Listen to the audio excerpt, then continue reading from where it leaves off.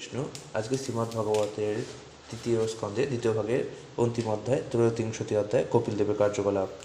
শ্রীমৈত্রেয় বললেন, এইভাবে ভগবান কপিলদেবের মাতা এবং কর্দম মুনির পত্নী দেববতী ভগবত ভক্তি এবং দিব্য জ্ঞান সম্পর্কিত সমস্ত অবিদ্যা থেকে মুক্ত হয়েছিলেন। মুক্তির পটভূমি স্বরূপ সাংখ্য দর্শনের প্রবর্তক ভগবান কপিলদেবকে তিনি নিম্নলিখিত স্তুতির দ্বারা প্রসন্ন করেছিলেন। দেববতী বললেন, ব্রহ্মাণ্ডের তলদেশে সমুদ্রের সহিত আপনার নাভিকমল থেকে উদ্ভূত হয়েছেন বলে ব্রহ্মাকে অজ বলা হয়। আপনার শরীর অনন্ত ব্রহ্মাণ্ডের উৎস, কিন্তু ব্রহ্মাও কেবল আপনারই ধ্যান করেছিলেন। হে ভগবান, যদিও আপনার করণীয় কিছু নেই, তবুও আপনি আপনার শক্তিকে জড় প্রকৃতির গুণের পারস্পরিক ক্রিয়ায় বিভক্ত করেছেন, যার ফলে জগতের সৃষ্টি, স্থিতি এবং প্রলয় সম্পাদিত হয়। হে ভগবান, আপনি সত্য, সংকল্প এবং সমস্ত জীবের পরমেশ্বর। তাদের জন্য আপনি জড় জগৎ সৃষ্টি করেছেন, এবং যদিও আপনি এক, আপনার বিবিধ শক্তি নানাভাবে কার্য করতে পারে, সেইটি হচ্ছে আমাদের কাছে অচিন্ত। পরমেশ্বর ভগবান রূপে আপনি আমার গর্ভে জন্মগ্রহণ করেছেন। হে প্রভু, যার উদরে সমগ্র বিশ্ব অবস্থান করে, সেই পরমেশ্বরের পক্ষে কিভাবে তা সম্ভব? তার উত্তর হচ্ছে এই যে, তা সম্ভব কারণ কল্পান্তে আপনি একটি শিশুরূপ ধারণ করে আপনার পায়ের অঙ্গুলি চুষতে চুষতে একলা একটি বট পাতায় শয়ন করেন।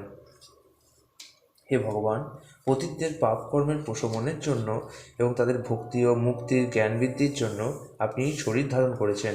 যেহেতু এই সমস্ত পাপাত্মারা আপনার নির্দেশের ওপর নির্ভরশীল, তাই আপনি স্বেচ্ছায় বরাহ আদি রূপ নিয়ে অবতরণ করেন। তেমনি আপনার আশ্রিতদের দিব্য জ্ঞান বিতরণ করার জন্য আপনি প্রকট হয়েছেন। কুকুরভোজী পরিবারে যার জন্ম হয়েছে, সেও যদি একবার পরমেশ্বর ভগবানের দিব্য নাম উচ্চারণ করে, তার লীলা শ্রবণ করে, তাকে যদি প্রণতি নিবেদন করে অথবা তাকে স্মরণ করে, তাহলে সে তৎক্ষণাৎ বৈদিক যজ্ঞ অনুষ্ঠানে যোগ্য হয়। অতএব যারা প্রত্যক্ষভাবে পরমেশ্বর ভগবানকে দর্শন করেন, তাদের আধ্যাত্মিক উন্নতি সম্বন্ধে কী আর বলার আছে? আহা, যারা আপনার পবিত্র নাম কীর্তন করেন তারা কত ধন্য! কুকুরভোজী পরিবারে জন্মগ্রহণ করলেও এই প্রকার ব্যক্তিরা পূজ্য। যারা আপনার পবিত্র নাম কীর্তন করেন, তারা সর্বপ্রকার তপস্যা এবং অগ্নিহোত্র যজ্ঞ সম্পাদন করেছেন, এবং তারা আর্যদের সমস্ত সদাচার অর্জন করেছেন। আপনার পবিত্র নাম গ্রহণ করার জন্য তারা নিশ্চয়ই সমস্ত পবিত্র তীর্থে স্নান করেছেন, বেদ অধ্যয়ন করেছেন এবং সমস্ত আবশ্যকতা পূর্ণ করেছেন। হে ভগবান, আমি বিশ্বাস করি যে আপনি হচ্ছেন কপিল নামক ভগবান শ্রীবিষ্ণু, এবং আপনি হচ্ছেন পরমেশ্বর ভগবান পরম ব্রহ্ম। ইন্দ্রিয় এবং মনের বিক্ষোভ থেকে মুক্ত হয়ে মহাত্মা এবং ঋষিরা আপনার ধ্যান করেন, কারণ আপনার কৃপার প্রভাবেই কেবল জড় প্রকৃতির 3 গুণের বন্ধন থেকে মানুষ মুক্ত হতে পারে। প্রলয়ের পর সমস্ত বেদ আপনিই রক্ষা করেছিলেন।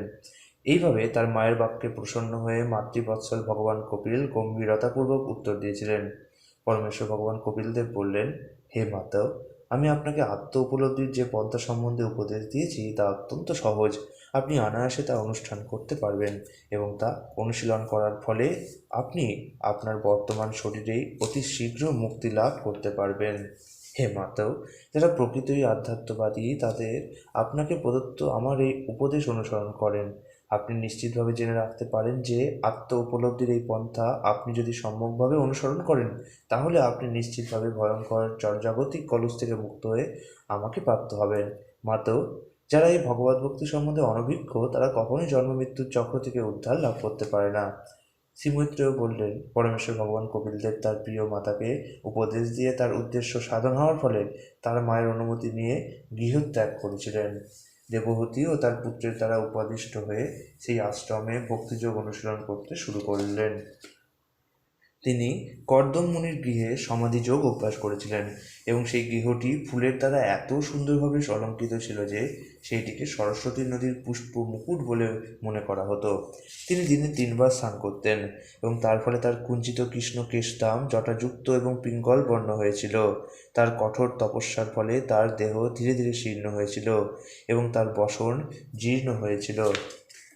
প্রজাপতি কর্দমের ঘর এবং গৃহস্থালী তার তপস্যা এবং যোগের বলে এতই সমৃদ্ধ ছিল যে যারা অন্তরিক্ষে বিমানে বিচরণ করেন তারাও তার ঐশ্বর্যের প্রতি ঈর্ষাপরায়ণ হতেন।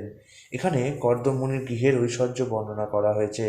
সেই গৃহের শয্যা ছিল দুগ্ধ ফেনুনিব, আসনসমূহ হস্তিদন্ত নির্মিত এবং সেইগুলি সোনার জরিযুক্ত বস্ত্রের দ্বারা আচ্ছাদিত ছিল এবং পালঙ্কগুলি ছিল সোনার তৈরি এবং বালিশগুলি অত্যন্ত কোমল ছিল।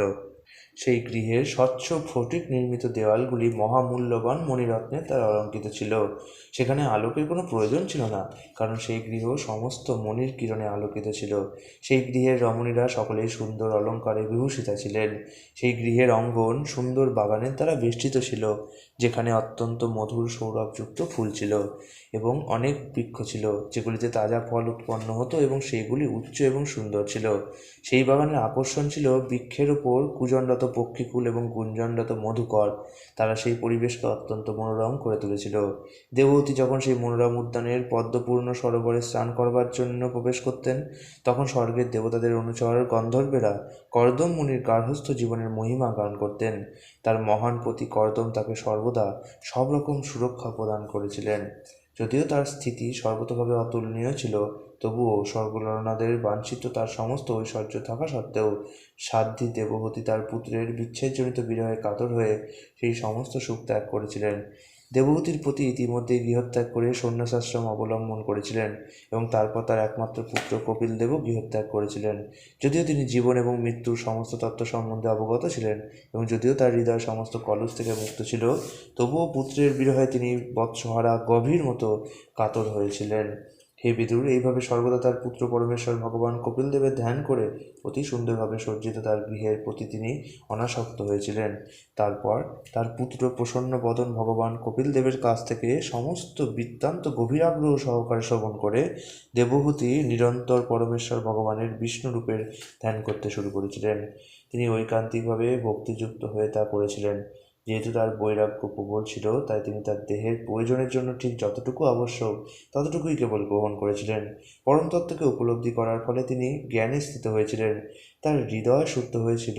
তিনি পরমেশ্বর ভগবানের ধ্যানে সম্পূর্ণরূপে মগ্ন হয়েছিলেন এবং জড়া প্রকৃতির প্রভাবজাত সমস্ত দুর্ভাবনা দূর হয়েছিল।